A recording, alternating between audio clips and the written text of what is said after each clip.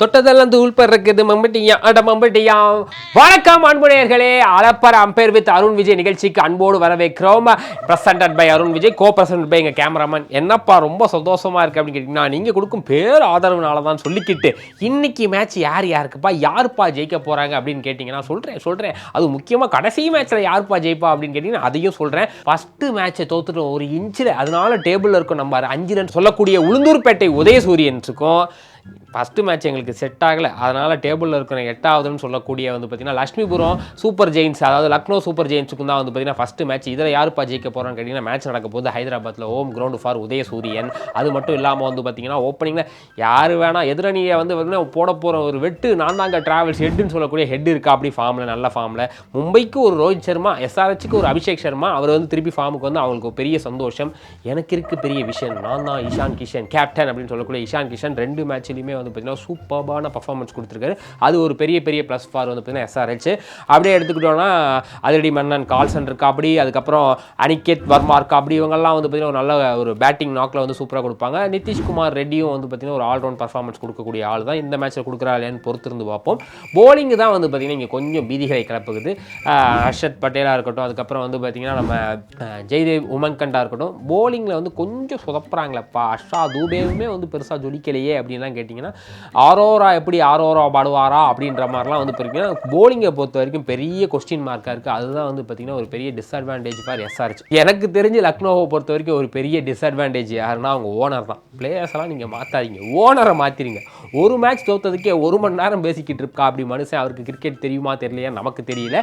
So அதுதான் ஒரு major disadvantage. அது டீமே கொஞ்சம் போன சீசனில் ஸ்பாயில் பண்ணிச்சு, இந்த சீசன்லேயும் ஆரம்பிக்குது. ஸோ பார்த்தீங்கன்னா ரிஷப் பண்ட் இந்த மேட்ச் ஆடுவாரா இல்லையா, ஏன்னா அவ்வளோ அட்வைஸ் கொடுத்துருக்காங்க. நான் திடீர்னு இன்ஜுரின்னு சொல்லிட்டு போகலான்னு ஆச்சரியப்படுறதுக்கு வாய்ப்பு இல்லை. ஸோ அவர் இருந்தாருன்னா ஒரு பெரிய ப்ளஸ் தான்.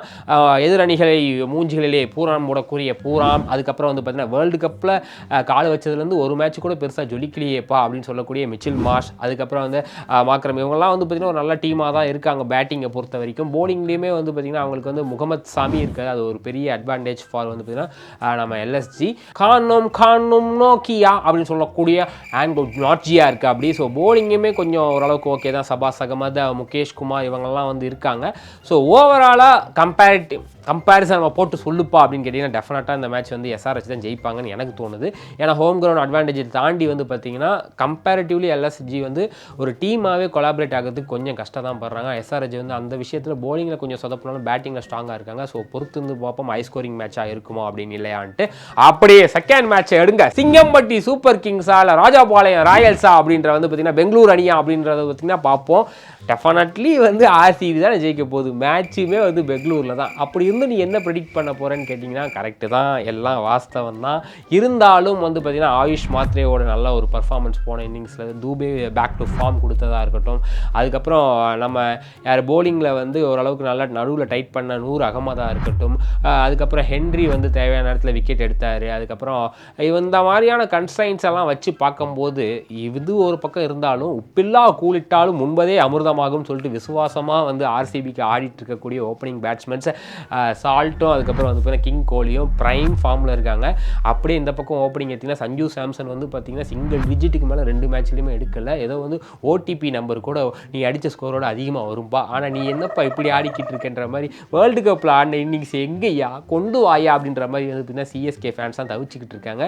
ஸோ பேட்டிங் ஆர்டர் மிடில் பார்த்தீங்கன்னா ஓரளவுக்கு ஓகே சிஎஸ்கே, ஆனால் அங்கே மிடில் வேறு லெவலில் இருக்குது. டிம் டேவிட் இருக்கா அப்படி, ரொமானியோ இருக்கா அப்படி, அதுக்கப்புறம் எல்லாம் இருக்காங்க. தேவதத் படிக்கிறதுலாம் என்னைக்கு ஃபார்மில் வந்தார், அவரெல்லாம் திருப்பி ஃபார்மில் அவங்களாம் சும்மாவே ஆடுவாங்க, இப்போ சலங்கை கட்டி விட்ட மாதிரி ஆடுவாங்கன்ற மாதிரிலாம் இருக்குது. ஸோ ஹோம் கிரவுண்ட் அட்வான்டேஜ் எல்லாமே சேர்த்து ஆர்சிபிக்கு நிறைய வாய்ப்புகள் இருக்குது. ஆனால் ஒரு tough fight Singampatti super Kings கொடுக்கும் என்பதில் மாற்று கருத்து கிடையாது. அப்போது ஆர்சிபி தான் ஜெயிக்க போகிறாங்க, நாங்கள் எப்படி மூஞ்ச மூடிக்கிட்டு வெளியே நடக்கணுமா திங்கக்கிழமை அதுவுமா அப்படின்னு சிஎஸ்கே ஃபேன்ஸ் கேட்குறீங்கன்னு தெரியுது. ஆனால் அந்த அளவுக்கு ஒரு மோசமான மேட்சாக இருக்குது. டஃப் ஃபைட் கொடுத்து பெஸ்ட்டை கொடுப்பாங்க சிஎஸ்கே, பேக் டு த ஃபார்மாக கொடுப்பாங்க.